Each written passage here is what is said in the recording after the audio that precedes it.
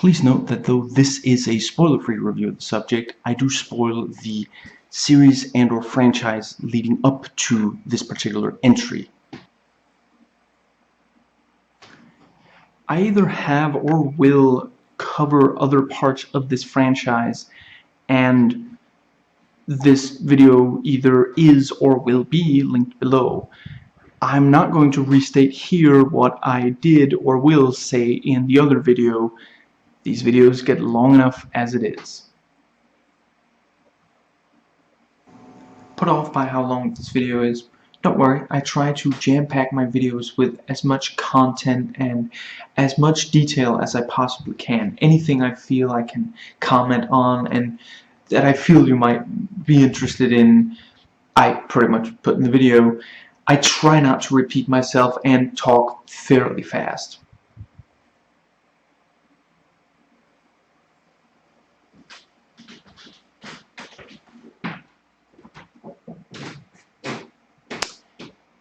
Alien Covenant in 2D. My theater did not have a 3D showing.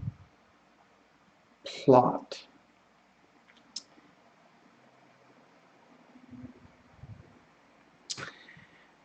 The movie follows the crew of Covenant, a ship that lands on an uncharted planet,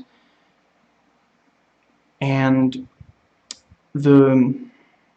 because of events that I might go into but won't right at this moment, the captain of the ship is indisposed, and First Officer Christopher Ram, played by Billy Crudup, assumes command of the Covenant, making an ass out of you, me, and everyone else involved. This is set 10 years after the events of Prometheus, and the ship has 1,000 married couples in, almost all in cryosleep. And one crew member is Walter, an android similar to David. And they're also carrying frozen embryos, a la Interstellar. And then xenomorphs start to use their bodies for incubation, leading to violent birth. Happy Mother's Day, everyone. Is that why it premiered just around this time? Now, the first Alien movie is amazing. Aliens, I personally like even better, though I understand the objections against it. Alien 3 is a mess, though I appreciate it trying to be closer to Alien 1 than Aliens was, and certainly David Fincher has completely redeemed himself since. Alien Resurrection, if only it wasn't an Alien movie, I think it would be a lot more. I can't lie, I find it fun. It's a fun film. It just shouldn't. It doesn't belong in the franchise. The tone clashes with the rest of the franchise, and that's really. I mean, it's pretty obvious when you hire the Delicatessen director. But yeah, and when I watched Delicatessen, I didn't really think this guy should make an Alien movie, but then he did, and I watched Delicatessen after he had made the Alien movie, but. Yeah, and yeah, Alien vs. Predator 1 is typical Paul W. Anderson garbage, and Alien vs. Predator Requiem is tasteless teen audience fare. Now, this movie is an okay time if you just want to see blood, gore, and xenomorphs. So is Requiem. I will try to be honest about the good in the film, but I'm not going to make excuses for the bad. I had to strain to contain my laughter, to not bother the other people in the theater. The film lost my respect almost immediately. The opening scene is not bad, but it's like, ooh, Prometheus, and it takes a long time before before it's relevant to anything else in the film. And it just does. I mean, when you look at the opening scenes of these films, Prometheus' opening told you that this wasn't going to be just an alien movie. And yeah, I mean, for all the problems that Prometheus has, that opening sets the tone and tells you right away. I do think that should maybe have been clearer from, like, advertising, but whatever. This, it just feels like this is the opening to a different movie. The movie that Ridley Scott clearly wanted to make, but he wasn't going to get to make that movie, so he just took the scenes that they would have let him and put it into an Alien reboot. Others have already pointed out this is essentially like the more recent Star Wars and such. It's just it redoes a movie. It's like a greatest hits, and it changes some things, but it's just appealing to nostalgia. One moment.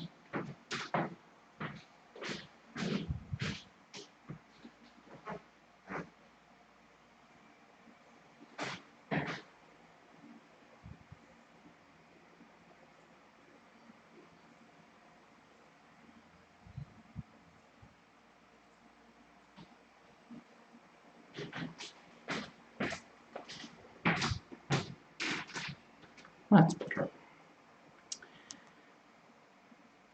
And yeah, if that's what you want, if you just want, as others have also already pointed out, just rewatch Alien. And if you absolutely desperately need for it to be closer to this, then go on YouTube and find like a cavalcade of more modern slasher gore, and acting wise, maybe get a little drunk before watching the movie, and occasionally skip back and forth a few scenes, and you have this movie, and that's going to be much cheaper, and you're going to be voting with your wallet. You're going to be telling studios that this is not okay, this is not good enough, and I implore you to send that message. It just, we can't tell them that this is good enough just because it's like something that is actually great. Now, the ending is predictable, sequel baity, and just bad. I mean, it's kind of interesting, but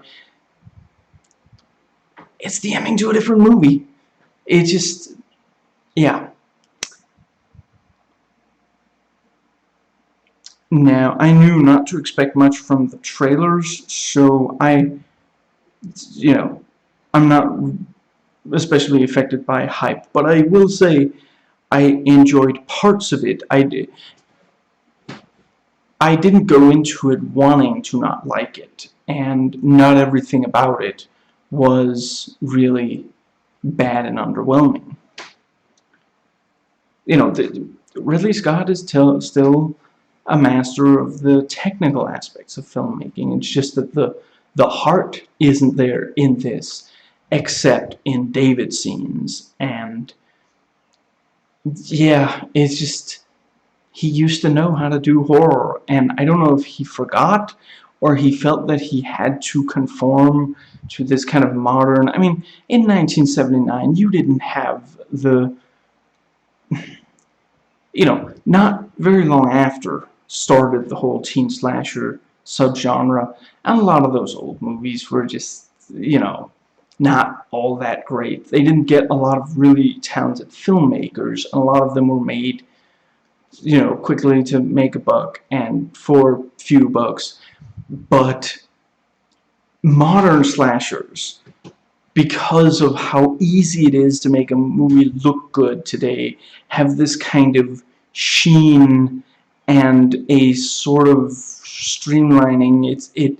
They keep to a pretty fast pace, and that's basically what you have here. This is a modern slasher movie that where the killer is the aliens. That's yeah.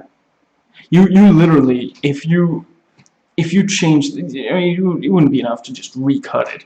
But if during the writing, I mean, I wouldn't be completely hugely surprised if this did start out as, 3 different movies, and the David movie, and then this Alien reboot, and then just a slasher script, and some studio execs said make all 3 into one movie, and yeah.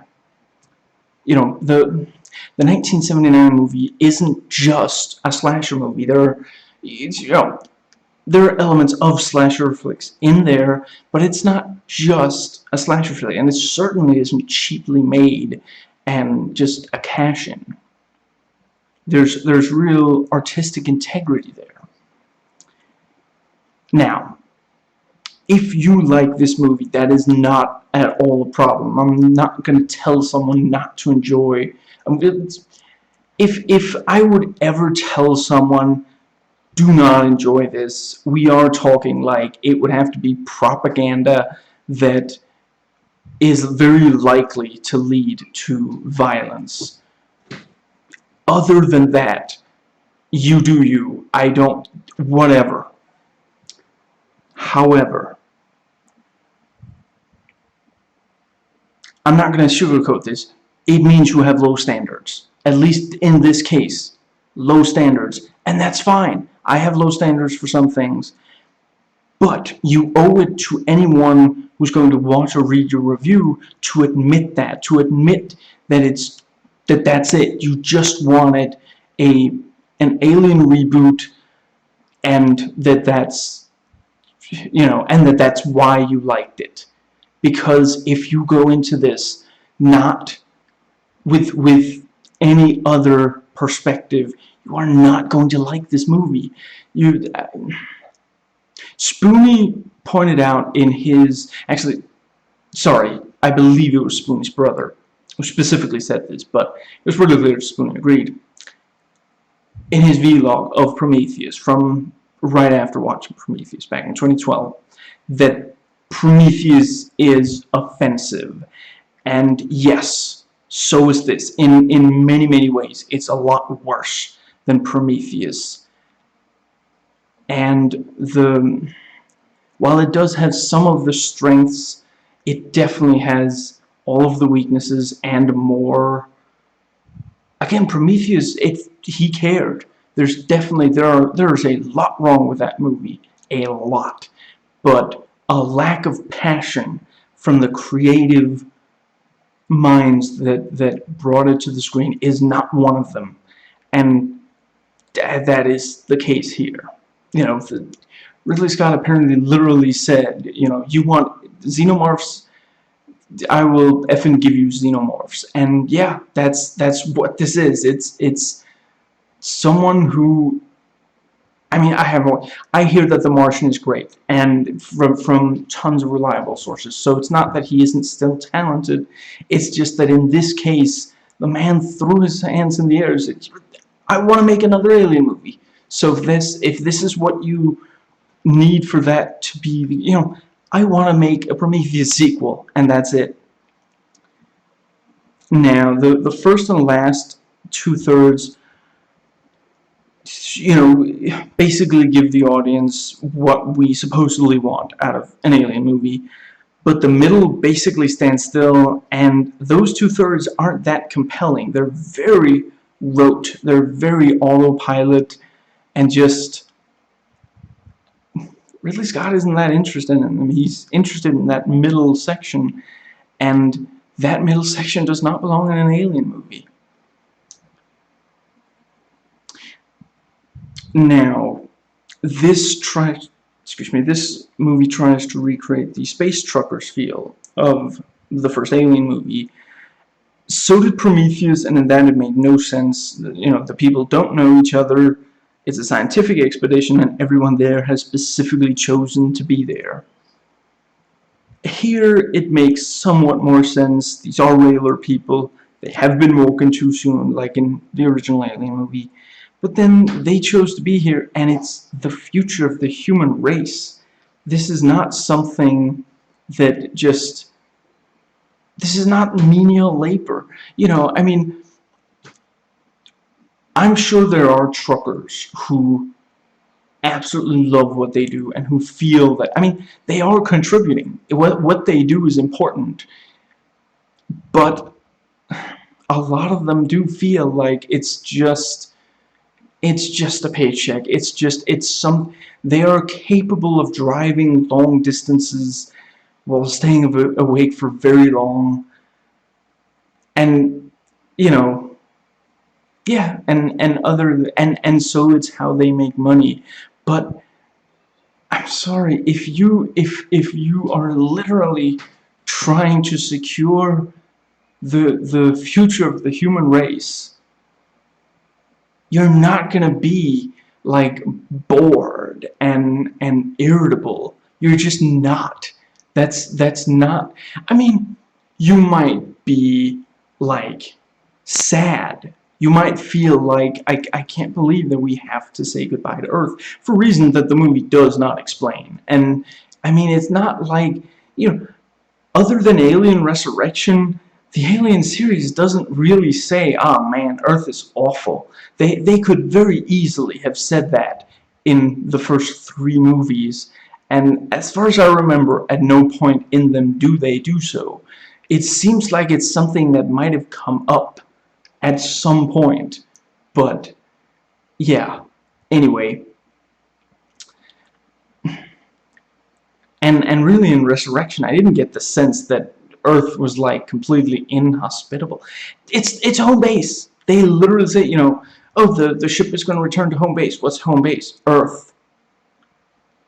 I'm gonna go out on a limb here and say that if Earth is like does not sustain human life, then it's not going to be home base anymore. Or was it home base 200 years ago? Back when... Yeah, actually, yeah.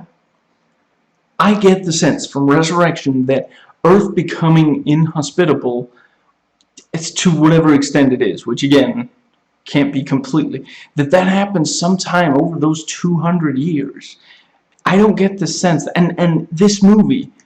Like I said, this is taking place long before the first movie. Decades before the first movie.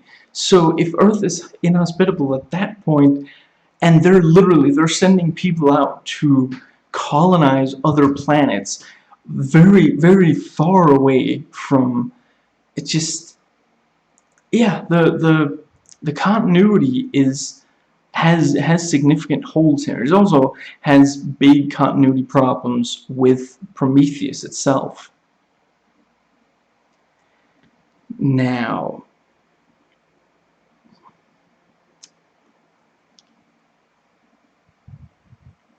you know, if you go into this completely blind, having no prior knowledge of anything related to the xenomorphs, I mean, I don't know how you would possibly be there, you know, cultural osmosis, if nothing else.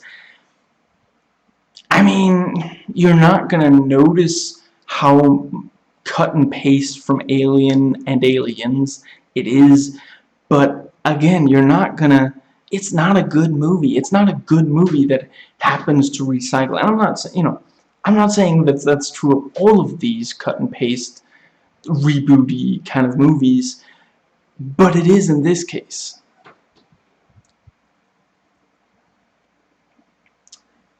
And we are still not on LV for 26. And, you know, just when I looked this up on IMDb, you know, the writers, it was not a pretty sight. You know, one of them, it's the first script they've done. Another was the writer of Transcendence. Another helped write Green Lantern. He did also help write Logan. And the last one has 18 total, many of them bad. Now, the engineers are not focused on very much. If you watch Prometheus and you're like, I want more of the engineers, wait for this movie to come out on DVD. get the time code somewhere online and just watch those scenes and pretend that the rest of the movie doesn't exist.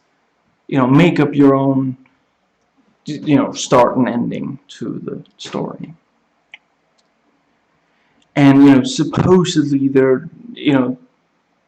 this is, a trilogy of Alien 1 prequels. Do we want to see what happens leading up to the first Alien movie? It's not going to close off what happens with the Xenomorphs. Aliens tells us the Xenomorphs hadn't been encountered by humans, so any film ends up with, everyone dead, unable to contact the core systems, or just agreeing to keep the secret. What's the point? At most, maybe we'll get compelling stories and characters, and if Prometheus and this are anything to go by, not that either. And this is just over-explaining a creature that was most terrifying when we barely knew anything about it. Such a huge part of the terror of the first film is, where did this even... They stumble upon this thing, and they learn that it's so deadly and so, yeah, it's the idea that it's like guided and planned as, yeah, it just, especially directly for humans. Yeah, and it's not, there are some franchises that can withstand something like that, but I really don't think the Alien franchise is one of those. The whole idea was, this is just the cruelty of bad luck. They happen to be the space truckers that got this signal, and it's also this kind of, cautionary tale of, be careful, where you stray from the beaten path. It's nice and all to try to help others, but, they need help for some reason. Are you sure you are able to provide that help? Might you not succumb to what they succumbed to? That's a word. I'll look it up.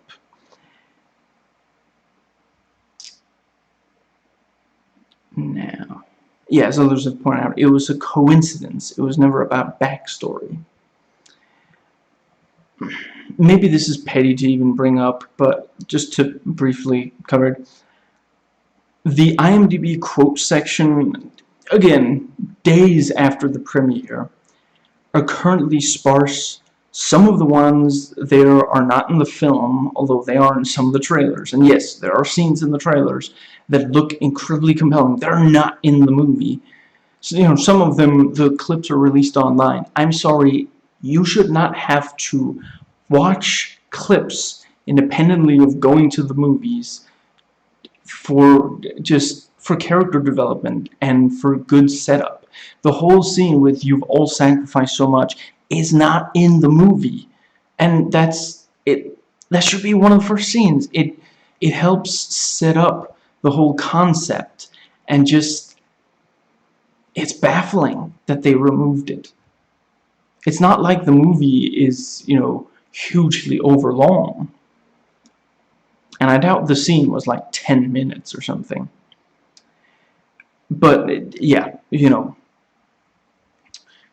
most of the quotes are just not particularly memorable. It really highlights that the dialogue is just very uninspired. And, this is another case of science fiction written and directed by people who don't understand and generally seem resentful of even basic scientific concepts. This is not about being for or against religion. There's plenty of excellent science fiction in favor of religion. But science fiction that hates the science it uses for its core concept often ends up frustrating and bad. And politics. So Roger Ailes just died, and Fox host shares, he put food on our table, he gave us a chance, we wouldn't be here without him. That really is just a drop in the ocean of all the horrible things he's responsible for. And TYT was talking about, how do you talk Trump into going to an ancient fortress? It was the original Trump Tower, Holocaust Memorial. If Trump had been there, it wouldn't have gone down like that. Notes taken while watching.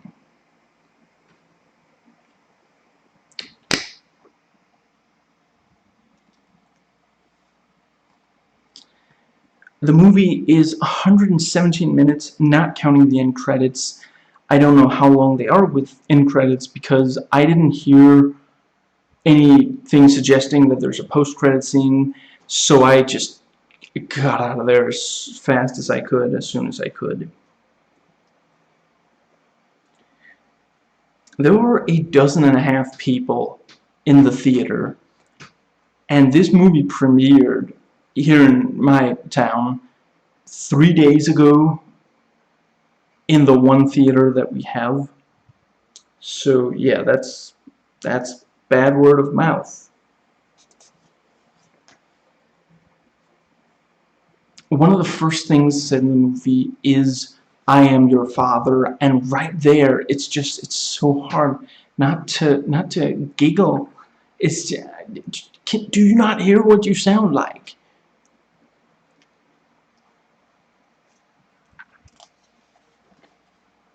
Now, some people said that at one point the characters say, you blow and I'll do the fingering.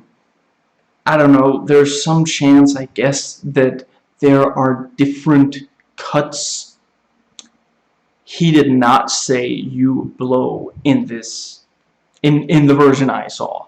He said, I'll show you and I'll do the finger," or something like that. He did not say "blow." 100% certain. And there's one other yeah, there's like supposedly nudity, and I didn't see any. I know where it would have been, but I didn't. Yeah, it wasn't in this. And it in the opening you see David and Wayland, and yeah, again, there's like a line of like, "You can play the piano" or something, and again, I just think, can he play the piano anymore?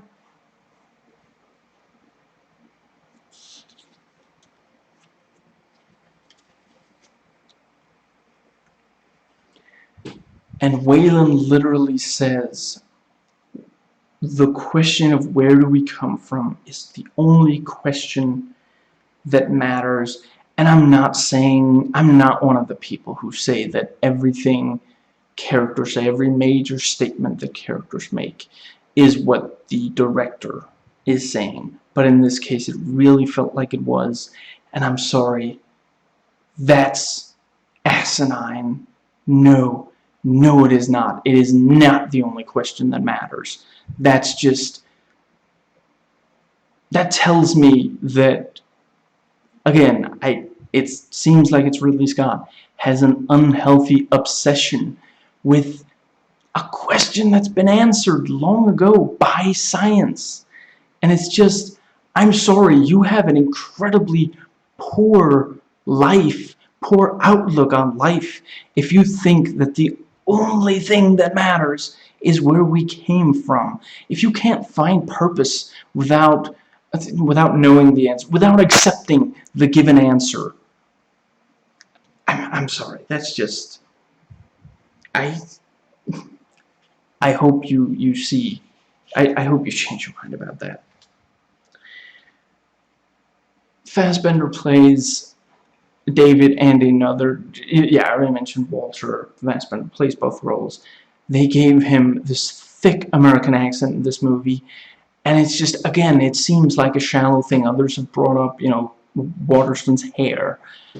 Yes, it sticks out like a sore thumb. It's so awkward.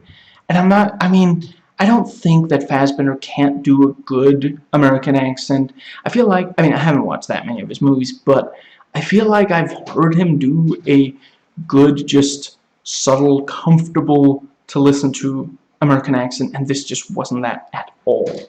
It was just, right from the first word he says, again, it's so hard not to giggle at just how silly it sounds. I, I, I wondered if maybe they were like worried that you wouldn't be able to hear the difference between him and David. But then those scenes, for one thing, it's incredibly clear which one is saying what, because they're so different in personality. And for another, in those scenes, I'm not sure he used the accent at all. So it's just, I don't know, maybe in these early scenes, maybe in scenes where David wasn't there, they were like, no, listen, this is not David, okay? This is not David. And they're like, they have that little faith in the audience's level of basic comprehension. And another thing, I think it's Mother. It's the AI of the ship. And I suppose this is only especially early on, but then she doesn't have that many lines in general. She sounds way too much like GLaDOS, and I'm just like, it just, yeah.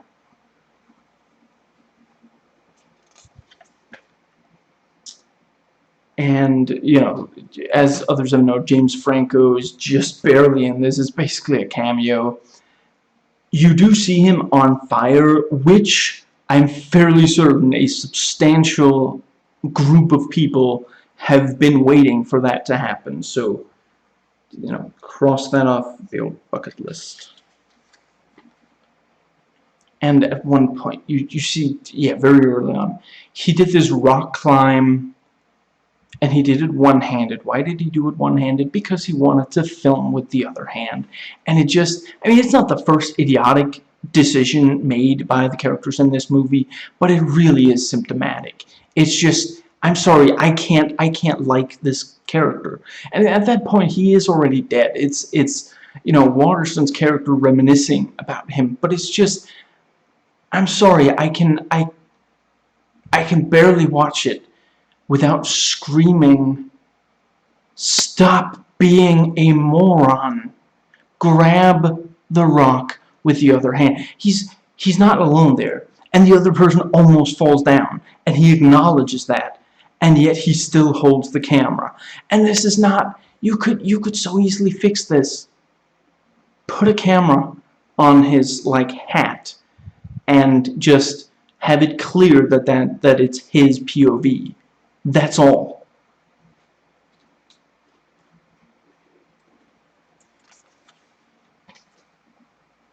And, you know, Billy Crudup has to deliver this speech, and, you know, as he's taking command, and he's this, you know, kind of awkward and trying to, and I'm just sitting there internally MST3 King, "You're not funny, get off the stage." And it's, again, I get it. I know sometimes you're forced into situations where you have responsibilities that you didn't feel you were ready for. Study, okay, prepare. You know that it's not like 10 people died, and, oh, no, there's just nobody else. No, he knew that if something happened to the captain, I mean, we're not even talking, yes, by then the captain is dead, but it's not as though that's a prerequisite. If the captain was just, like, knocked out for a little while, he would still have to be in charge until the captain came back out of it. It's just, it's so difficult to get past, as an audience member, get past how stupid, unprepared, amateurish these characters are, with so much responsibility. At one point, one of the characters says, "We didn't leave Earth to be safe." No, you left Earth to save Earth. You left Earth to save the human race. Just, again, and other characters even question and say, is this really the right thing? Isn't there such a thing as if one of the people in charge on, like, an expedition of some sort, if that individual shows that they are clearly not up to the task, you're allowed to, like, put them in the brig or something and take over. And yeah, these characters just don't. It over and over, the characters just flaunt the that it's the future of the human race. Maybe they don't want the human race to exist. Certainly, there are characters in this movie who clearly don't want that to happen. Maybe the majority of them feel that way, and they just hide it better. And they were just waiting for the chance to throw out all hope. I mean, they might as well be like grabbing frozen embryos at random and like juggling with them, or just throwing them out of the ship any chance they got. There's one point where they say, how long are the repairs going to take? 48 hours.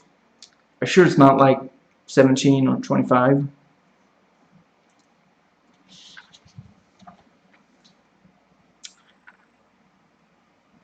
And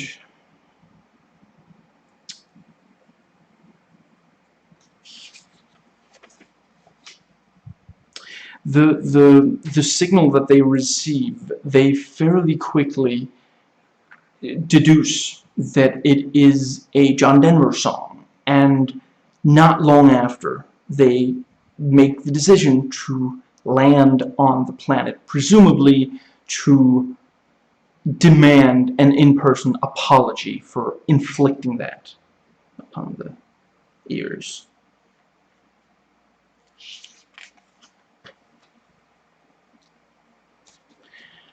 They wake up, because of this disaster, and that's actually another thing. Literally one of the first things, as acting captain, he's like, we should have seen this coming, and others are like, that's impossible, that's literally not good. No, we should have seen this coming, and not only am I going to completely disrespect the people who've died, I'm going to demand that you do the impossible and show more preparedness for this. And one of the arguments that that Krudup's character makes is that, well, nobody wants to go back to the pods since that was a bit of a problem in this disaster. Boo frickin' who? I'm sorry. Are we not talking about the future of the human race? Again, we didn't leave Earth, not to take risks. It's not something that happened. Like, again, if this was something that was happening all the time, or if there was like loose, dangerous animals on board, and it was like, well, if we go to sleep, they might kill us, or they might destroy equipment while we're asleep, so we better wait until. Nope, it's just, well, I don't feel like it. These are people who knew the risks when they went on this expedition. This is not something that has never happened in the history of time. They clearly know how this works. That's how they know that it just happens and you couldn't have predicted it. The movie thinks that that there's inherent value to swearing a lot. I don't mind swearing. Not in the least. South Park, Tarantino are among my favorites in like filmed media. But just doing it, yeah, there was one point where they addressed Mother, and I was legitimately surprised that they didn't call her Mother Effer. Yeah, I'm not going to swear in this video. There's a brief exchange between two characters about, Aram. He is insufferable, isn't he? He's worse when he's happy. The writers knew this, and they did nothing to address it. Again, just because you admit it, it doesn't mean that it's okay. And I know obnoxious people exist in the real world as well. But you know what else happens in the real world that you actually rarely see in movies? People go to the bathroom. I don't want to see that either. There's early point where they're like going through, oh, is this alpha work? Nope, we gotta go with beta. See? Just beta cucks, all of you.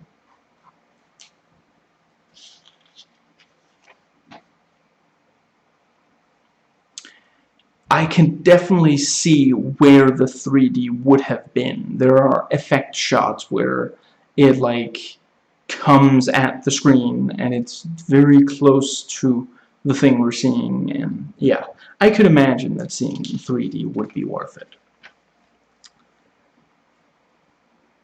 it. At one point the characters go, this isn't a whaling ship. It would be terrible for whaling.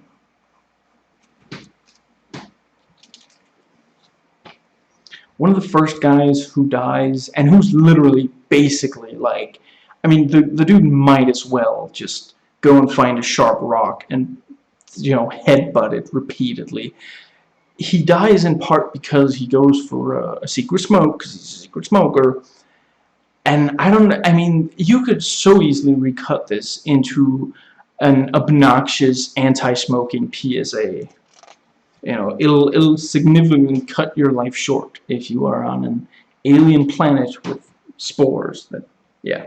Some of the gore is really comical, again, making it very difficult to take the movie seriously. At one point, again, a character who has responsibilities and an education preparing them for this is told by another character, calm down, and she shouts like, don't tell me to calm down. I mean, really, that's horrible advice in the current circumstance. He wasn't being passive-aggressive about it. He was just telling you, this is what you need to do. People are, he didn't say this, but clearly he knows that people are relying on you. You have to calm down. You have to live up to your responsibilities. And she's just standing there, and this is not, I don't have any kind of, misogynist against women characters, and this might as well be a male character doing it anyway, but it's just, and that's where it's basically a slasher, the subgenre. There's a lot I love about it, but it does tend to hate women, and yeah, again, these are when Veronica Cartwright, obnoxious as it is, freaks out repeatedly in the original Alien, that's because she's a trucker who nothing has prepared her for this. Not a thing. She's not, I mean, you've got people who are like on the ship in the first Alien movie, on the Nostromo, who are there for like biological and scientific stuff. She's not one of them. She's like what's a navigator, I want to say. She is not ready for this kind of thing, and no one could possibly have expected her to be. Yeah. I mean, in this, it's the Doctor. It's the Doctor, which is again just out of Prometheus. I'm on an archaeological dig. I did not expect dead bodies.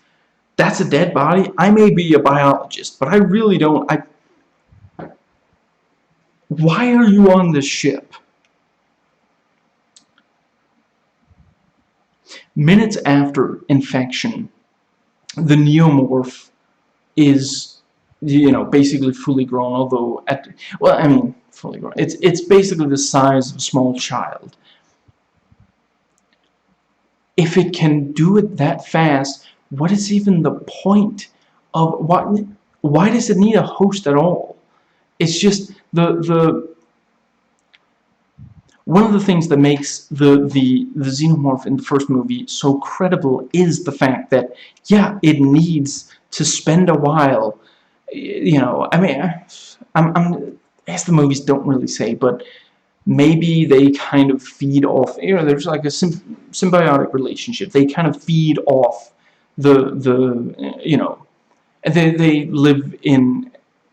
they live comfortably and grow within the warmth of the human body, and maybe they feed somewhat off the nutrients of the eating some of the insides. I mean, yeah, it's certainly that's Nah, never mind. I was gonna say Alien vs. Predator 2, but that's just the chest bursting. That's not really eating. It's just biting. But I for one call the big one bitey. The point is, it makes sense that it takes, hours, maybe days, and in this, it's just, if it can go that fast, why does it need a human body? And the film brain used the term ridiculous about it, and yeah, it really is. And it's just, there's no chest burster. It's basically just it looks almost exactly like a xenomorph. It's just smaller, and you barely believe that this thing could even be inside the human body. It's just, it's if I didn't know better, but I do, because I'm like a smart person, I would almost think that, like, when it bursts out, that it was supposed to be smaller and take a little while to grow. But you can clearly see that that's not the case, because moments after it's burst out, it basically unfurls, and you see the shape and all. Yeah, which in general, the camera rests entirely too long on the creatures in this, and they stop being, well, they weren't scary in this movie to begin with, but any hope that they might be is killed just like that. Faster than a xenomorph would kill you. And, not you personally, because they don't exist, among other reasons. But yeah, it's ridiculous that it's already that big. Yeah. And there's this, as they're finding it, they like kick it into a wall and like slam a door in its face. And again, it's just, this is funny. This is like a scary movie style parody of an alien. It's also one of those things like, why don't they just try to kick it, when it's small, or like grab it and do some kind of, and yeah, it's so funny, and like the blood sprays when they kick it into. It really wasn't drenched enough in human blood for that to be the case, and we know they bleed as it, but it's very clearly red blood. It's just, yeah. The CGI tends to look very fake and be weightless. Others have made this joke, but yeah, we're not that far above Alien 3 CGI. Add to that, we get POV shots. I don't know whoever thought this was a good idea, but just, yeah. I don't want to see an alien's POV unless I'm playing as an alien in an alien game. And at times, also them like fighting the alien, they do like almost wrestling moves and such, and just, again, am I watching Alien vs. Predator 1? Somewhere, Paul W. Anderson is, nodding in silent approval. And yeah, the flute stuff does return here, and again, I I want to see them like up just about to blow the flute, and then it sounds like a vuvuzela or a didgeridoo or something.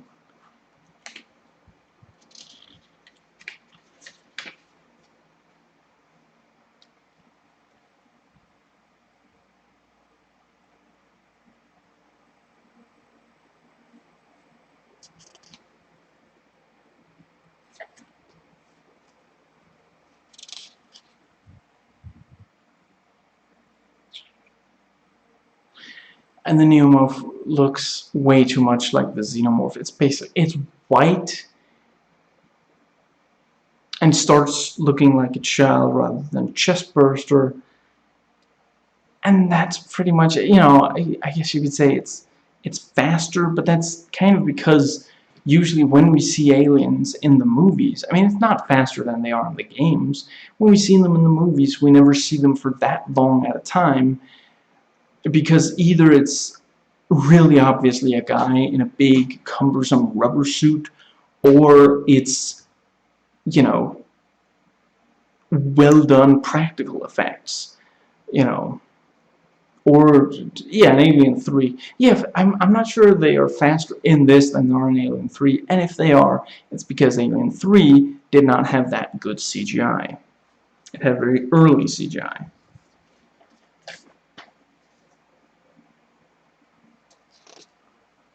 Yeah, you know, the crew make really selfish reasons which are likely to lead to thousands of deaths, which leads me to the conclusion that they are definitely Republicans.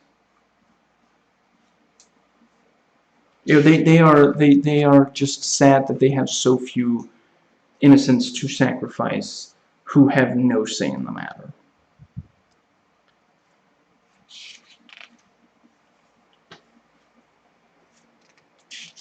Most of the characters in this die as they lived, being morons.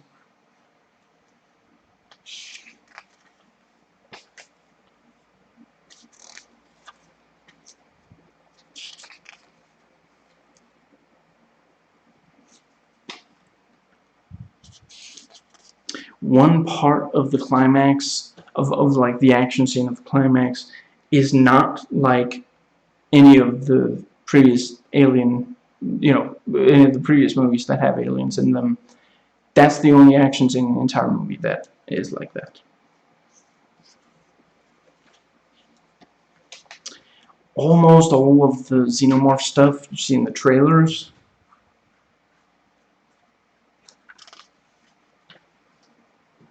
and there actually are way too there's way too little content of just the xenomorphs, and what there is just so unsatisfying. Again, I'm sorry, it's fine if you like it, but please don't tell people who haven't watched the movie that it's good. It's not. It's so lazily done. It actually, at points, it almost feels like they made most of the movie before making the decision that there would be xenomorphs. Yeah.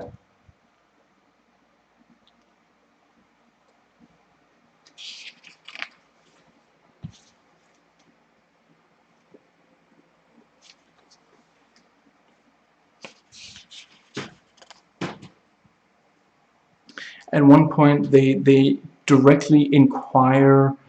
They have like something is said by, I already forgot what, something is said by the AI, and they inquire, why, mother? Because I'm your mother, that's why.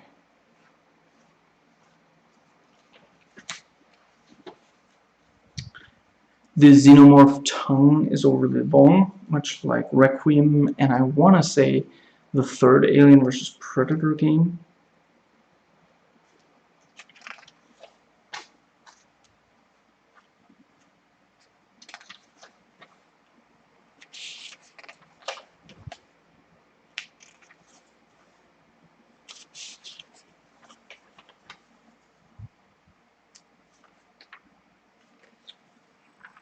That was that.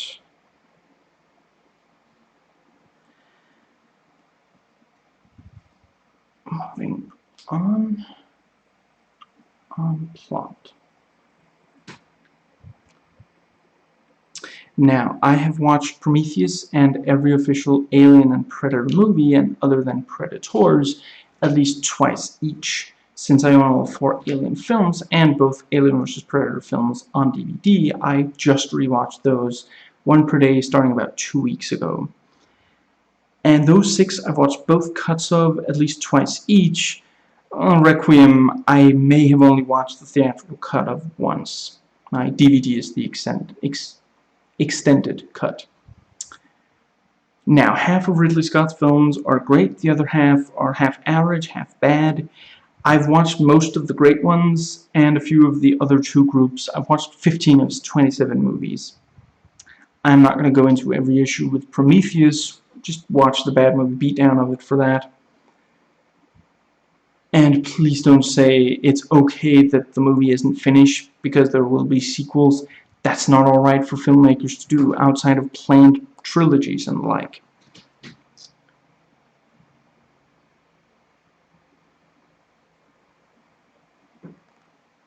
And, Scott initially said that there would not be xenomorphs in, there would not be more xenomorphs films, at least not in his films, and it's just silly Scott thinking it's really his decision.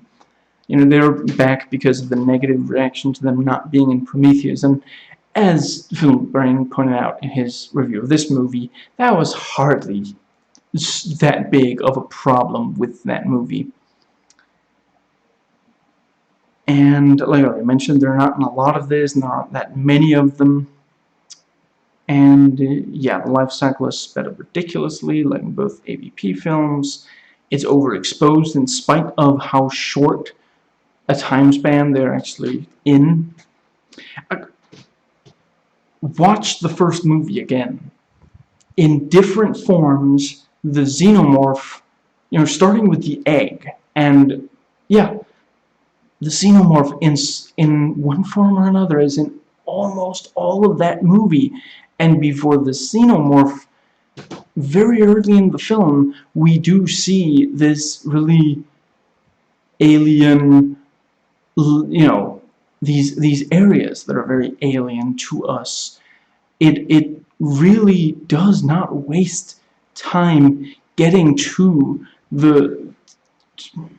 what we're there to see, which is this really disturbing, unsettling material that feels distinctly, decidedly inhuman, that is impossible for us to relate to. There are many, many relatable monsters in fiction. A lot of monsters are there to explore different aspects of humanity. The xenomorph is not one such case. You can talk about, like, I've seen people say that, right from the start, the Alien series has been about creation. I'm not sure I agree, but you could make that argument. But certainly the xenomorph, it's right there. It doesn't have eyes. The way it, a lot about the way it moves, and certainly the life cycle is so foreign to humans. There's a lot of like bug kind of physiology to it, and the idea of bugs our size, bigger than us, is horrifying. Whenever you deal with an especially nasty bug, like a cockroach or a big spider, we're so relieved, or something we should be, that they're not even bigger. This is the same thing in Mimic. That you are not supposed to relate to this creature, and it's essentially impossible to. We don't even really know what they're there for, what they're trying to do. We just know that they're destroying us, and we have to destroy them, or at least somehow isolate them from us from them, if we're to have any hope of surviving as a species. And that is horrifying. You really don't need to. Yeah, I think I've made my point. And obviously, if you haven't gotten it, it's entirely on you. I'm joking, of course. Now, yes, the xenomorph is overexposed in this, and would be even if you hadn't seen, if you didn't know anything about the xenomorphs before watching this. And I maintain every film prior to this one, every last one of them, every film that officially has xenomorphs in it, had some part where the xenomorph was scary. Yes, I maintain that. This film is not scary. You don't care. It can get you to jump in your seat, and you see where the fear is supposed to be built, but it doesn't work. There is no part of this where you are actually afraid. And yeah, to quote another reviewer, even with the best CGI in the world, a 9-foot lizard negotiating a set of ladders just looks odd and fake. And we didn't need to see it. If we saw it on one end of the, on the ground below the ladder, maybe just have it look up, and then, a few seconds later we see it on, having climbed it. We're smart enough to put together, okay, it climbed it. We don't need to see that. We long ago, decades ago, the expectation was that the audience would not understand if you saw someone leave a house through the door and then it cut directly to them driving. The expectation was people are not going to understand how they got from the door to the car, so you had to film a scene, and then good filmmakers would try to make that part interesting also, where they walk from the door to the car and get into the car. Otherwise, we wouldn't understand. That's not the case anymore.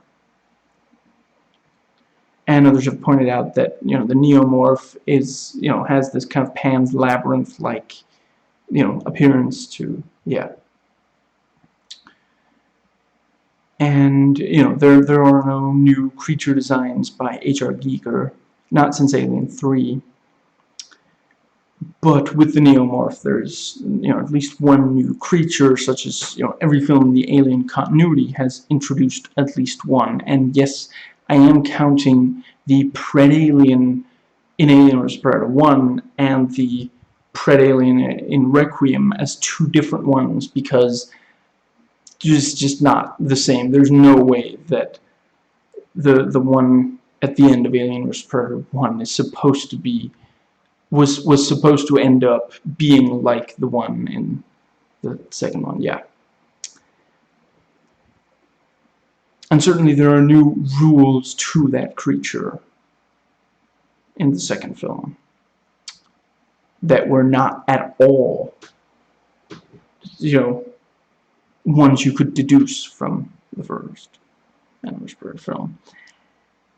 And I will say that basically, I find them not credible and not realistic, but they do basically fit in with the other established creatures in the franchise, the film series anyway. And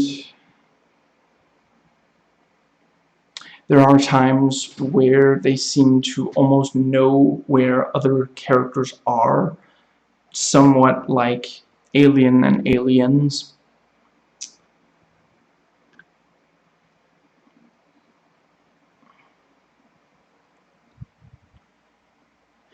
Supposedly some of the effects are done with a guy in a suit. I have no idea where in the movie that was. It always looked CGI, and in this case, the CGI means fake. In the case of this movie. And, sometimes they're aggressive, other times they're like waiting for their cue, they're just risking being stopped for no good reason, just, because they're on camera and they're milking it. Right from the first detailed trailer, I forget if there were teasers before it, but yeah, once there were details of plot elements and such, I really started feeling like the trailers are edited by Randy Marsh, trying desperately to convince me that it won't suck this time, in spite of what it's connected to. No, look, see, real xenomorphs this time, promise. And yeah, the trailers just told me that it's the original movie, but bigger and gorier, and yeah. And worse. Much worse. And like Prometheus, some characters treat each other like crap, though to a much lesser extent, I'd say. And a number of the characters exist purely so something body horror can happen to them, which isn't the case in the first two movies. They ignore quarantine and other rules that there's clear reason for. They do incredibly stupid stuff. Homer Simpson did make it into space. They say most of your brain shuts down in cryosleep, all but the primitive side, and clearly those effects last longer on these guys. And, to be fair, they're not scientists, but it's still an obnoxious cliche from horror and or sci-fi. And again, yeah, I'll get to that briefly. And yeah, there are stupid mistakes made by major characters in every film in the franchise, but it is still more grating in Prometheus, ignoring the obvious warning of the penis-vagina alien. I mean, it's like the opposite of a Venus flytrap. It's a Mars spider reverse trap, like the Saw reverse bear trap for capturing the elusive reverse bear. That was not me laughing at my own joke. That was me laughing at a Riff Tracks joke that I'm referencing. I'm not that big of a tool. And yeah, basically, in the first two movies, it's a few big mistakes, not one after another after another. They make a few mistakes early in the film, and then things that, good ideas just turn out not to quite work out. All that, things go wrong, but not because they're being stupid about stuff. Basically, they underestimate the danger that they're in. Cain shouldn't have, Eskimo kissed the egg. They shouldn't have broken quarantine. That's more or less it. You could say that Veronica Cartwright's character, whose name escapes me at the moment, should have gotten out of the way, like directed to by Yaphet Kotto, I want to say his character. But she was frozen in fear. Again, she was not trained for this. She's a trucker. She's a navigator.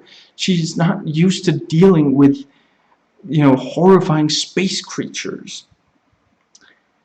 And yeah, the second movie, they go in and they're way too deep into this, alien hive before they realize that the aliens are all around them. They should have been more careful, but you can kind of see, it's not like the aliens put up signs, keep away. It really did not look like the danger was as great as it was. Yes, it was a mistake, but you can kind of see how they got there. And once they've made that mistake, the rest of the movie, they're not really underestimating. Especially, they're not making really big, obvious mistakes. The failure is because of just how relentless the aliens are. Yeah, do not make excuses for the stupidity of these characters. You're only doing so because you want to see horror scenes. Imagine these people were, say, preparing your food in the real world, and you'd immediately lose all tolerance for how bad they are at what they do.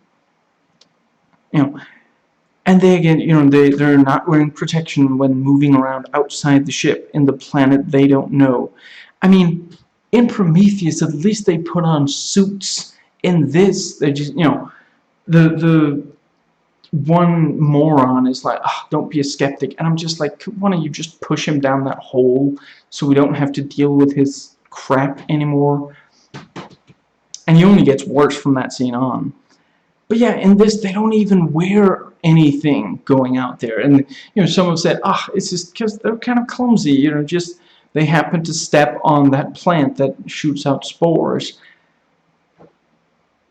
Is it me? If I'm in a foreign country, let alone space, I watch where I walk. I look out for things that look like they might be dangerous. It's just, and literally, one of the first guys, he inhales for no good reason. We can very clearly see the danger. I don't know how he's missing it. And then he just inhales for, yeah, no good reason. I'm not saying it would be a good movie still, but it might almost be better if these characters fell asleep before taking off. then awoke after the crash, and basically thought they hadn't traveled at all, so they walk around as if they were still on Earth and in a country that they knew, so they didn't expect there to be dangers that they weren't already used to. And then, either you could have the audience know all along, or present it as an admittedly obvious twist. It might be better than being this stupid in a situation they don't know much about yet. And, let's see, BS science in this one. Not as much, certainly. And, you've got characters ignoring something that should shatter their religious faith. You've got stupid, pointless twists. Too many ideas for one film, philosophical as well as body horror ones. And in this case, just few of them, none of them explored, much less well. And yeah, in some cases also reveals that give away too much, especially with the engineer stuff. But since there's so much less of that, not that many reveals like that. Answering, in this case, not even really answering interesting and old questions poorly that can take away from your enjoyment of earlier films in the franchise. And this one doesn't especially redo Alien vs. Predator movie ideas, despite Scott's distaste for that film. I'm not sure anyone really recovers from pain and or surgery fast. And there's nothing in this movie quite like the cheap and ugly alien pregnancy. Seriously, who designed the abortion ATM in Prometheus? A machine that will help certain men with medical procedures but not women? This was invented by the Republicans, wasn't it? Bet it can dispense Viagra, though. And, the Weyland and or Weyland-Yutani Corporation isn't really involved in this. So we don't really have, companies screwing over the non-corporate major characters, which is an idea that hasn't been interesting since Aliens, the movie. So you don't have at least one very punchable face for the company, such as a Weyland. In Aliens, it's just a bigger version of the Alien 1. And yeah, at least the film looks pretty. This one does not bring up as many unanswered questions, lost style the way Prometheus did, but again, it also doesn't answer the several huge, questions in Prometheus are left unanswered, and they didn't even bother to hint with several of these biggest ones, and it just, in some ways it doesn't feel like it's a sequel to Prometheus at all. This almost could have come out before Prometheus, and then Prometheus was made to explain how they got to where they are in this movie.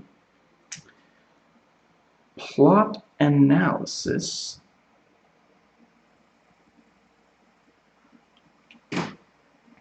And, as it is a colonization effort, the crew is made up of couples, and few of them are confirmed to be gay since they wouldn't procreate, as put forth by esteemed Professor Gomert. And, most of the characters are white and seem to be American, so, there's maybe one black guy. If any of them were Muslim, it wasn't made, explicitly clear. You can't restore our civilization with other people's babies, which seems like an argument to encourage minorities to get abortions. Aliens was about Vietnam. I was wondering if this would be like about a historical colonization effort, arriving at a seemingly perfect place to colonize, then the natives cause problems, but I'm not sure. I'm not a real big fan of how one of the trailers buzzes and claps at me.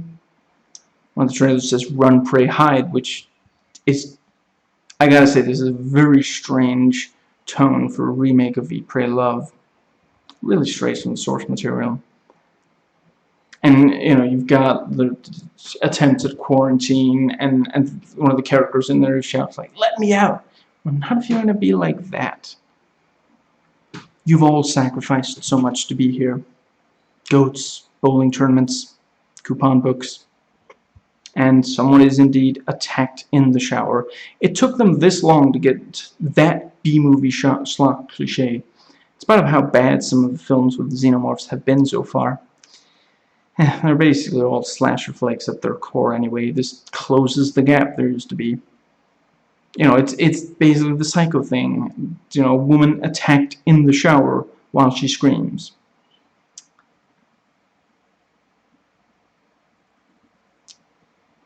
And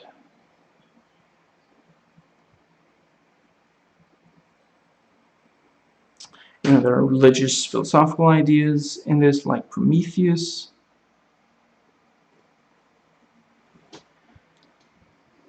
There's decent hack imagery on one of those posters. Didn't look at all of them. It's possible there's only one. Because of this film, we may not get the Neil Blomkamp Alien sequel, which was to feature Ripley, Hicks, and the derelict ship. I can understand not giving Blomkamp more work. He's a one-trick pony, and that one film gets at least a little worse each time he makes it. But that concept is great, Alien Colonial Marines notwithstanding. I'm really not particularly happy that we got this film instead. Again, you don't want that movie to happen. Okay, that's no excuse to inflict this movie upon the viewing public. And this doesn't especially do anything new with the sexual imagery, penis, vagina, brutal rape for scares, oral rape, violent penetration, birth, STDs. It's just slight variations on what we already get. Again, say what you will about Prometheus, and I'm going to try not to say too much. Again, watch the Bad Movie Beatdown. At the very least, there were things in that movie that weren't exactly like these, the Alien series up to this point. Up to that point. This, that, and the other point. And it does not go as far or further than Requiem, which will also be... It's hard to get quite that tasteless. Except of maybe Brian Usna, who I don't necessarily dislike. Just, if you already are afraid of going to the dentist, probably a bad idea to watch The Dentist. The Dentist, the Menace. Now, the xenomorph was scary when we barely saw it in the first Alien movie, and it was intense when there were dozens of them, and they, these badass, well-armed Marines were suddenly surrounded by them in one of the xenomorph layers in Aliens. Ever since then, they've been overexposed, even just within each film they've been in. The whole xenomorph thing was never good franchise material, at least not for the film medium. Very few horror concepts are, and I'll admit, there's at least one comic where Superman faces aliens, and I'll admit, it was decent. It kind of got me into it, and that story used themes of the first two movies, and used them really well, and didn't feel like it was just a remake of one of the films. It didn't just redo scenes. It did different things that were interesting. So it can be done. It's just, it's again, they're too afraid to take risks, and I mean, some of those risks led to Alien 3 and Alien Resurrection. So I understand why, but then maybe just don't make them. If you're making a movie, if you're doing some piece of creative expression, and you're genuinely just afraid to really go for it, then maybe you shouldn't, maybe no one should be making it at all, or maybe at least you shouldn't, or maybe you need to, maybe you need to do some other stuff to get to where you're really willing to take risks. But as it is, no, you probably just shouldn't. And, something does indeed blow up. The only Alien or Predator movie where nothing blows up is Alien 3. And the explosion is not ridiculous and cheesy like the Alien 1 ending one. And yeah, at least one of the trailers gives the explosion away, and it doesn't even do that kind of cute thing where you see, oh, something's blowing up, I wonder what it is. No, you literally see the moment that you see in the movie, this basic, it's almost the same angle minutes before it happens, and then when you see why it happens, again, you want to smack these people upside the head. Stop being stupid. It's just, it's so frustrating how stupid they are. This is like a slasher thing where you're like, oh, they're stupid, bet they're gonna die soon, and I don't want to watch that in the Xenomorph franchise. It's just, yeah. Again, not the case in the first two Alien movies.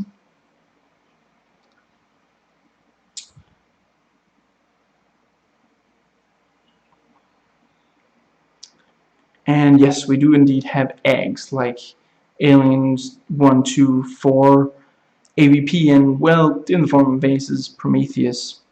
Not Alien 3 or Requiem, at least not.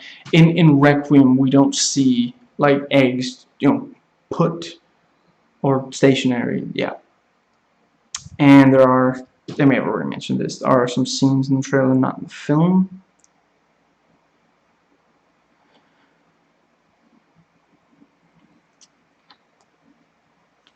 Characters.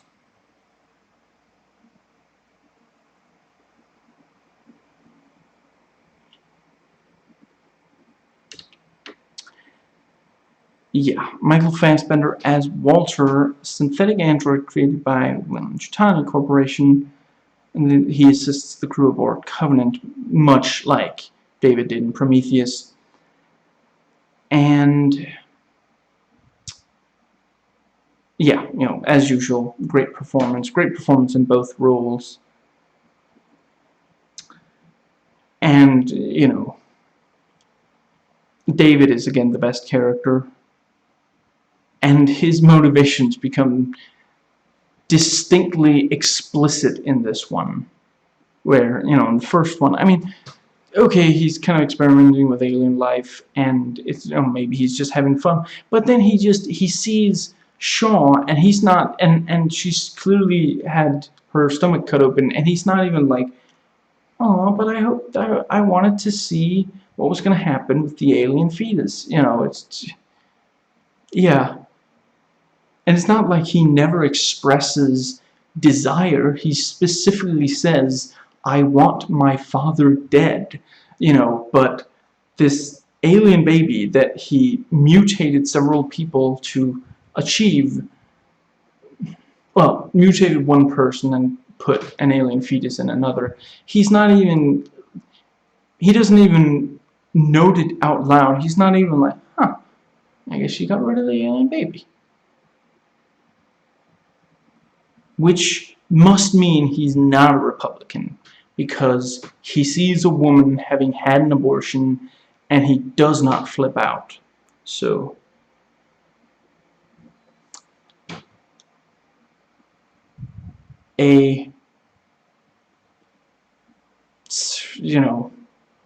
at times seemingly sociopathic non-human who,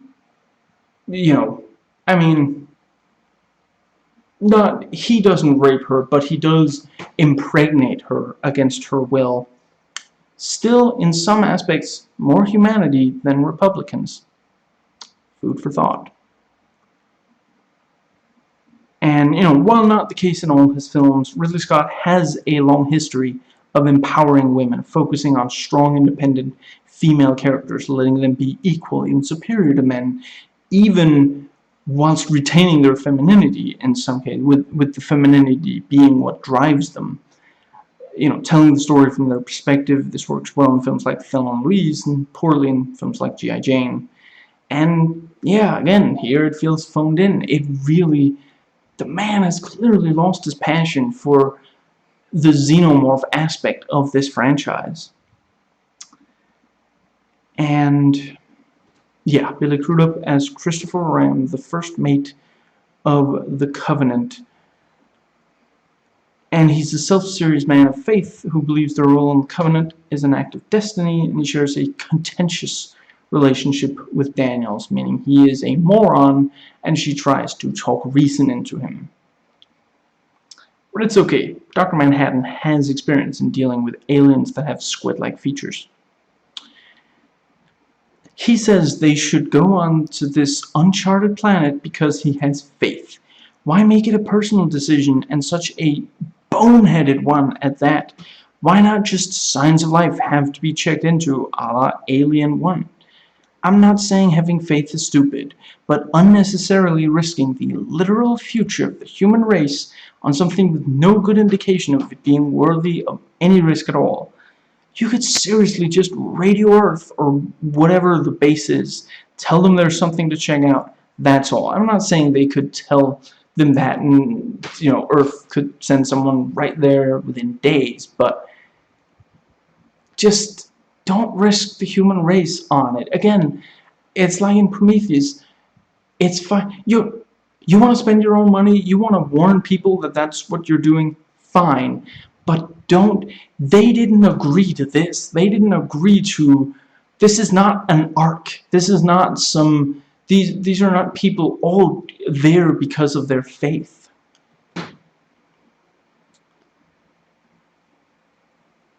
And Filmbrain points out, actually,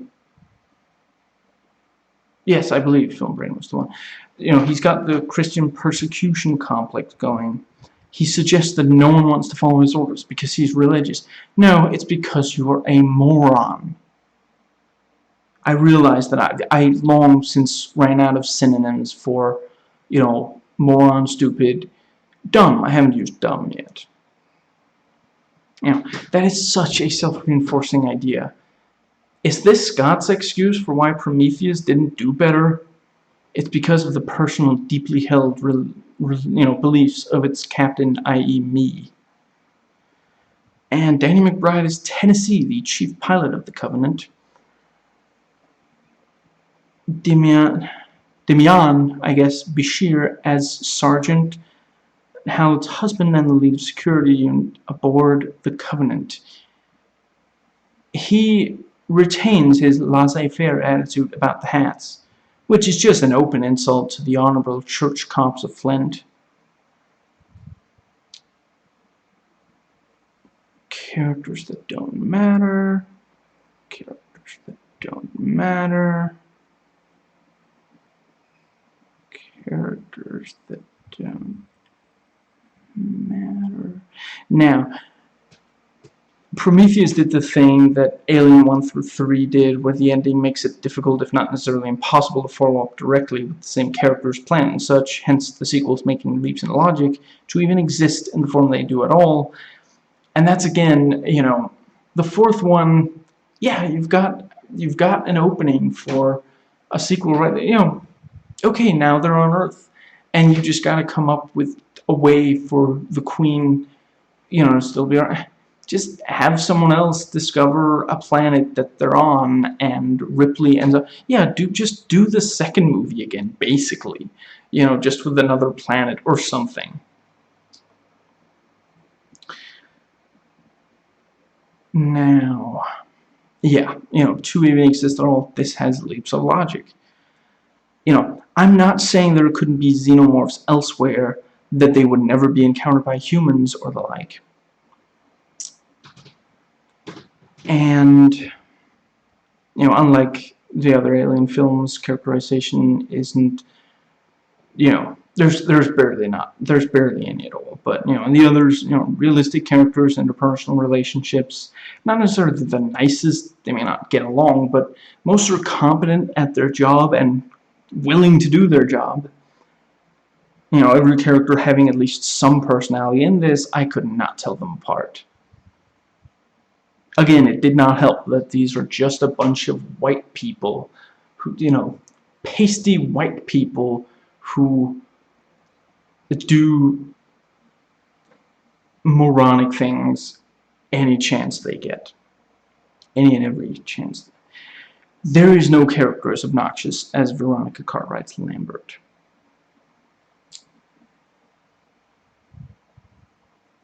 Unlike the other Alien films, it's not always nighttime or the light not always dark. Again, huge mistake. The movie is gorgeous, and I get, oh, you've got this beautiful natural scenery and such, but have you forgotten what movie you're making? It just, and again, you could so easily just say this planet supports human life, but it's currently nighttime. That's it.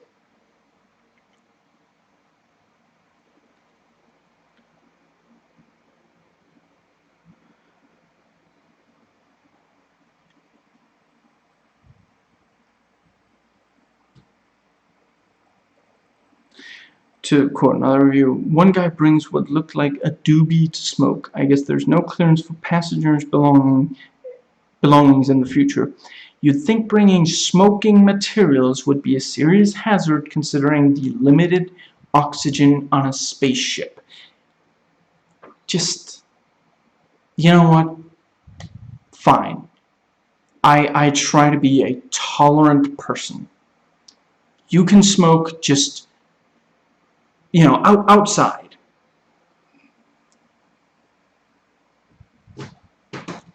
I did not forget that outside is space.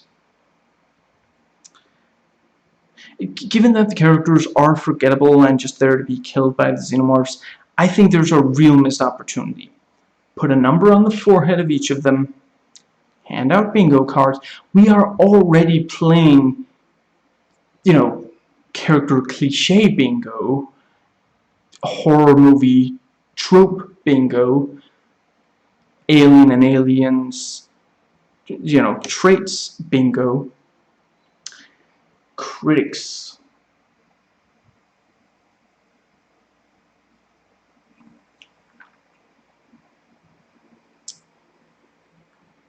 Now, I checked earlier today and it had a 73% on Rotten Tomatoes, 6.4 out of 10 average vote, 173 fresh, 64 rotten, and Filmbrain pointed out that about Prometheus, a lot of critics rated it positively because it was Ridley Scott, and I'd say the same happened here. It's such a mess. If you like this movie, that's fine, but claiming that it's a complete product, claiming that it's well made other than from a technical standpoint, it's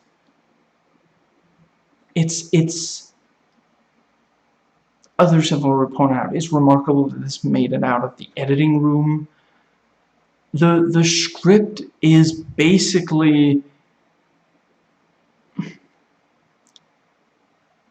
it's not, it doesn't feel final. It's a work in progress that was filmed.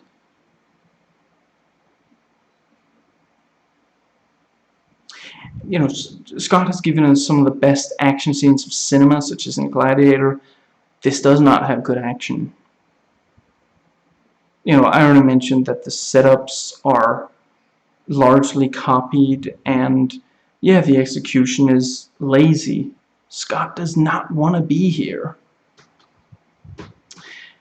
Now, other reviews have pointed out that,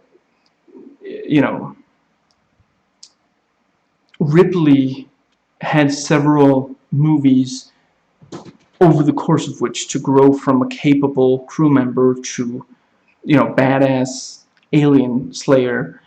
And in this, that happens over the course of hours. And The other films tend to have the Ripley insert be either Alien 1 or Aliens Ripley for the entire film. AVP, Alien 1, Requiem, Aliens.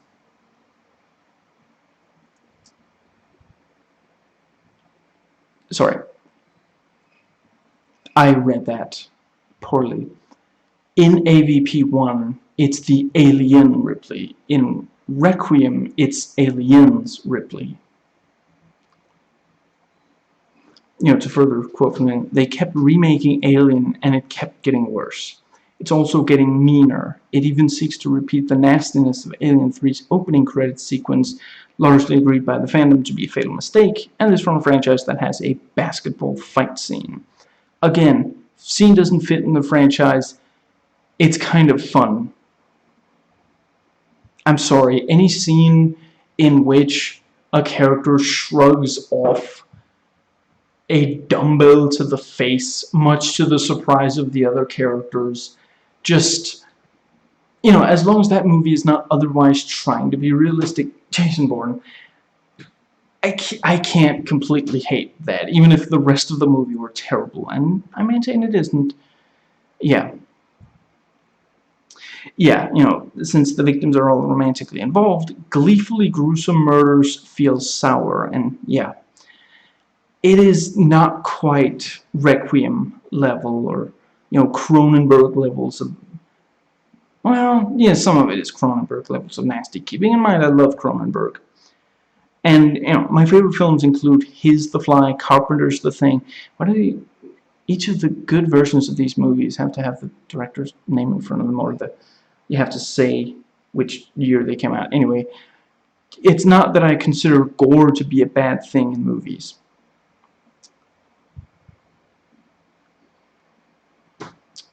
And yeah, the reviewer goes on to note that, the writers don't take advantage of the ethical ramifications of men and women needing to make life or death decisions involving their husbands or wives.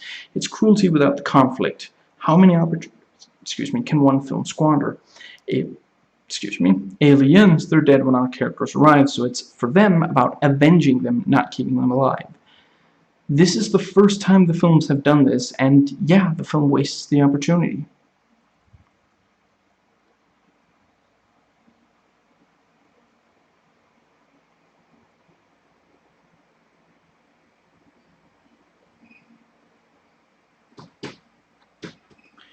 Short review.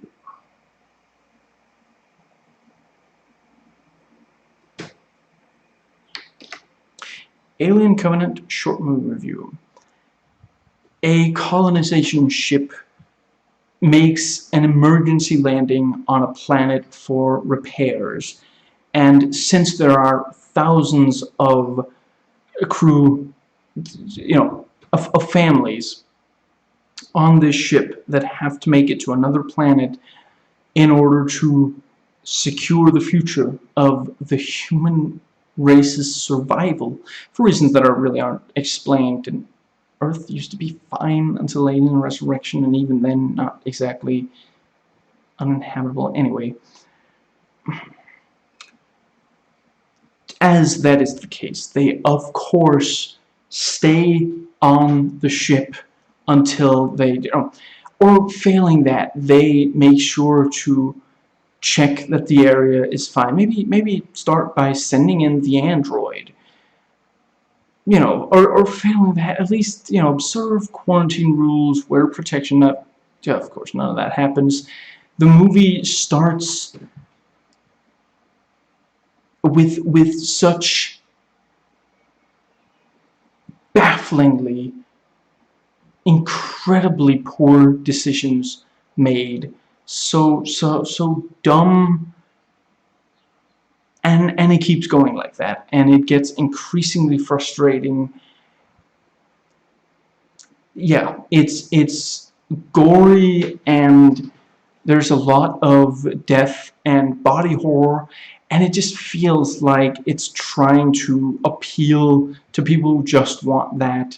It has no effect. The movie is essentially what the franchise has spent so long avoiding, completely turning into a slasher film, and a modern slasher film. And I say that as someone who quite enjoys a lot of modern slasher films.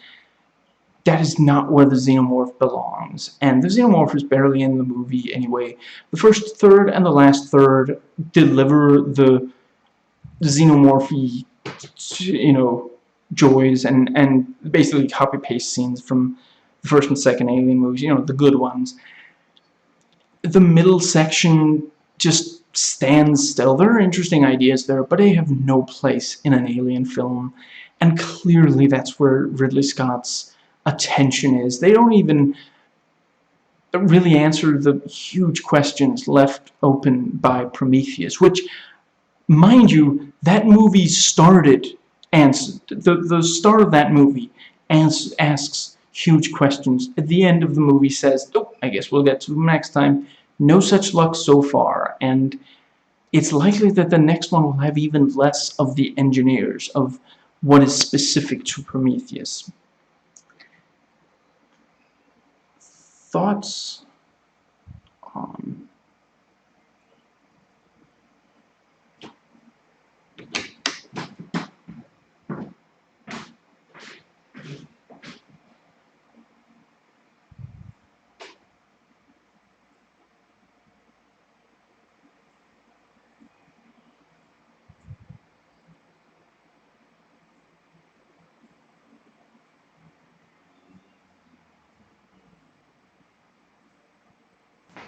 Please note that this video contains spoilers for the subject and the series and/or franchise leading up to this entry.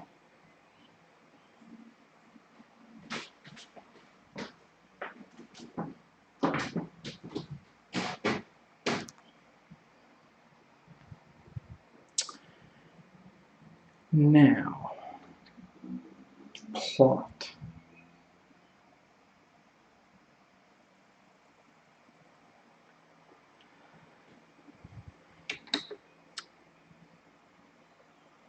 Now, I suppose there's not really anything in the climax that makes no sense, other than the thing with the... how they don't hear the alarm, but I'll get into that. In the first Alien, somehow the xenomorph knows where it's safe to stow away, and the aliens, everything involving the Queen after Ripley and Newt, go on to the dropship. I'm not sure there's really anything in the third Alien movie. Alien Resurrection, them surviving the crash at the end. Alien vs. Predator, the Queen shows up after the Predator and Lex leave the pyramid. Homaging it making no sense in Aliens after the characters enter the dropship. Not sure there's anything in Requiem either. Prometheus, everything after they start intentionally crashing the ship. And the movie has no Queen except, every Alien film except the first Alien has them, Alien vs. Predator 1 has, but not Requiem or Prometheus, so it's not the very first. Notes taken while watching.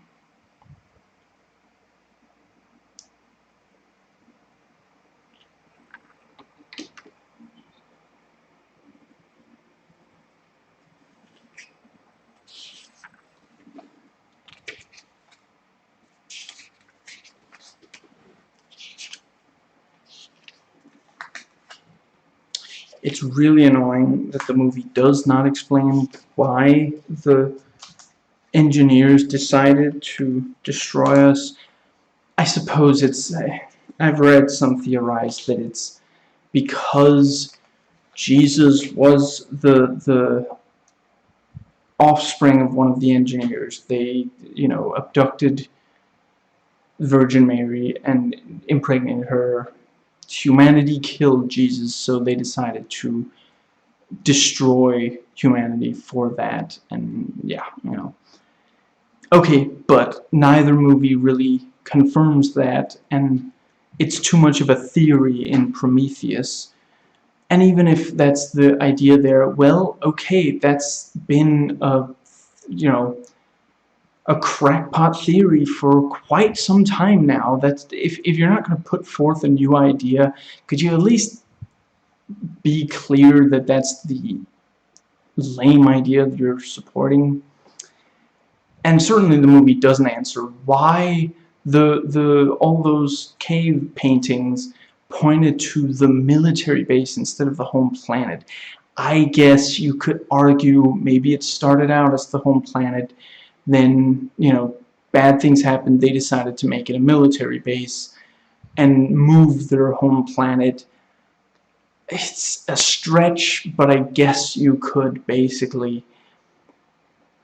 Wouldn't you try to choose a different planet, one that you didn't have a map to from, all these... Did they really not know that all of these cave paintings existed?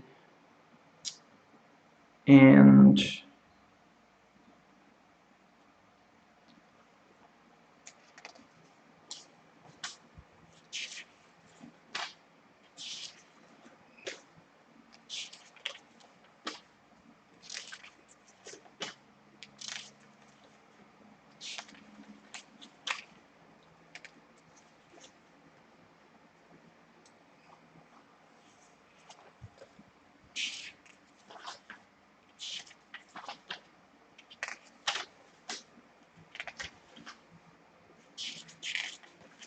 I hope this page-turning action is satisfying your hopes for the video.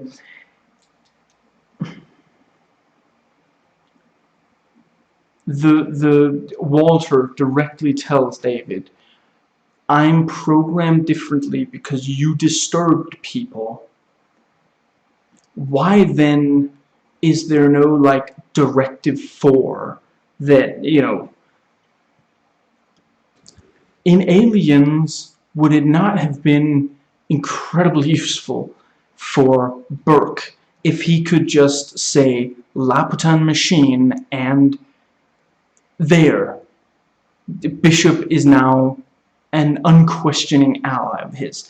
If they realized so many decades before the events of the first movie that sometimes these robots get, and Bishop even says, oh, that old robot sometimes went haywire. If you knew decades before that sometimes that happened, why wouldn't you make better efforts to avoid that? And it's also, to be fair, that's always been kind of going haywire. I mean, I guess a little there at the end once he starts attacking, especially sexually charged attacking Ripley. Other than that, he's basically just doing exactly what the company wanted him to.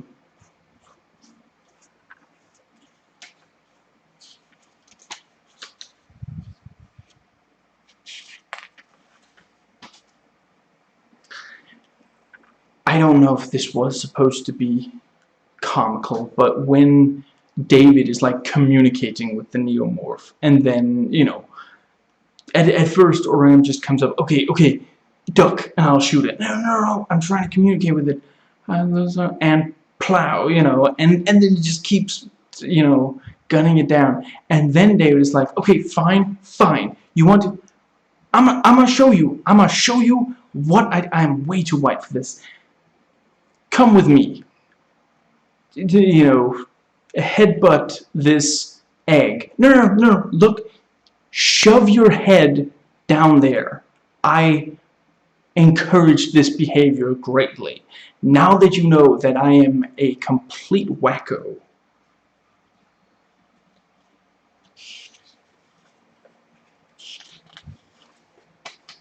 Why doesn't David try to hide all this stuff? He specifically takes them to Necropolis, and it's like, don't mind all these alien bodies. I did not have anything to do with that, I assure you. Now come to my lair, where I have dissected the people that I've messed around with genetically. Just, if you thought there was any chance that there were people who might show up, why not hide it better? You could so easily just have had it a scene of he hid it somewhere, and it's like, never go to the West Wing. and someone does because they feel like something's wrong with the story, but instead they just, yeah, he's not hiding it much at all. So they managed to rip the face art. I want to say it's a Lope, Sergeant Lope. They ripped off. It wrapped the, excuse me, it wrapped the tail around his throat, and they managed to just pull it off. They specifically, I get, and then you have the quote unquote twist that, oh, he was already implanted, which again is just, this is ridiculous. So fast. Anyway, yeah, they specifically say in the first movie, and I haven't seen it contradicted in anything that's canon. You can't remove it from the face once it wraps the, and all they had to do was not have it wrap around, just have someone grab the tail so it doesn't. But no, instead, I forget the exact wording. I want to say that it would like choke him to death or possibly snap his neck or something, but so it would, so people wouldn't want to remove it.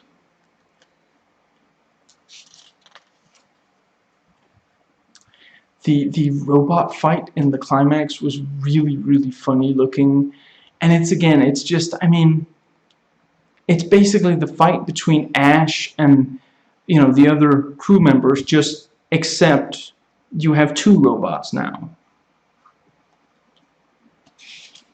And the twist with that was so obvious. It wasn't even, oh, we have the, oh, it looks like one of them is gonna die and the other one is gonna live, and then it cuts and we didn't see either of them die. Oh, I wonder what happened. And it's the same ending. It's the same ending as Prometheus.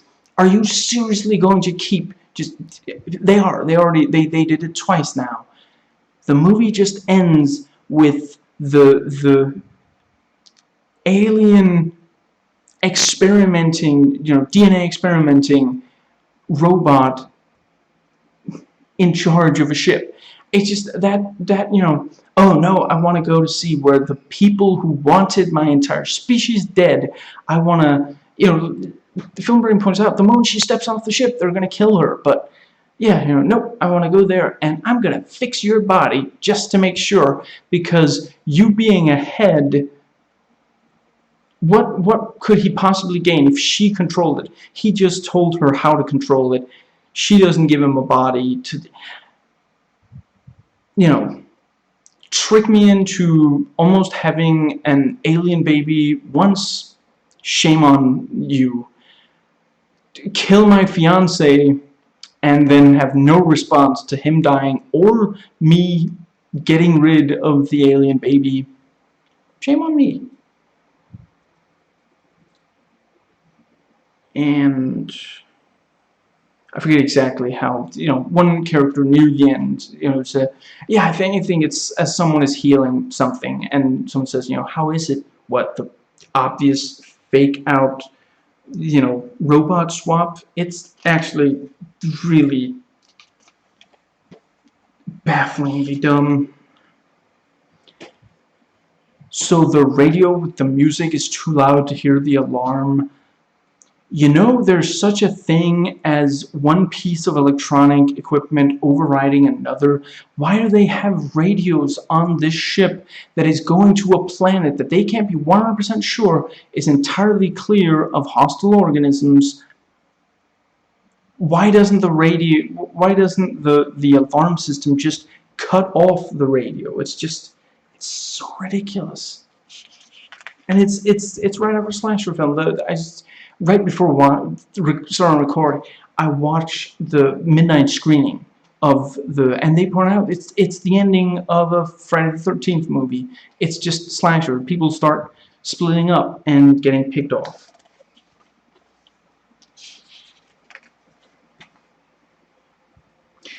When the twist is finally revealed, when long after the audience has figured it out, Waterston is like going, no, and she's smashing her hands against the window, emulating the audience exasperation with the twist itself. how long it took them to get to the reveal, how dumb it is that the characters didn't see it coming. And so David apparently just has access codes to the ship. They knew that there was something wrong with David. Would they not remove the access codes? And he regurgitates these two face hugger embryos, and it's like, oh, he's gonna feed his babies. And for my next trick,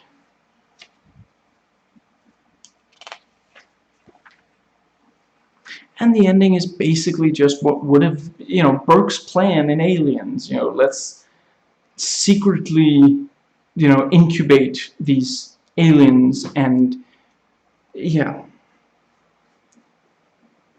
and they just had to end it with, a radio transmission of, oh, I survived this, and this is, yeah. And it's like, she's like, oh, we gotta build the log cabin, and he's like, is it the log cabin? David, dun dun dun, and it's like, I'm sorry, does David not understand? You could just lie. It wasn't a multiple choice. This was not a quiz. It was like, yes, we will definitely build that log cabin, and it would have been so easy. Just have it be, are you sure we should build the log cabin there? And he says anything other than by the lake. He says something like, yeah, we should, it'll be good to have it so deep in the woods, and then she'll be able to tell. But no, it's just, I mean, this is, okay, he's not human, but this is such a basic thing to like. If someone tells you, oh, you remember that thing, and you don't really remember it, you're probably going to be polite and say, oh yeah, I totally remember it, unless it's something that you had to do, and they're going to know that you didn't do it.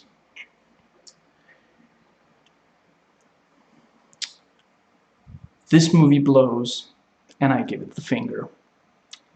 This is Film Fan Game Geek, survivor of the Alien Covenant screening, signing off.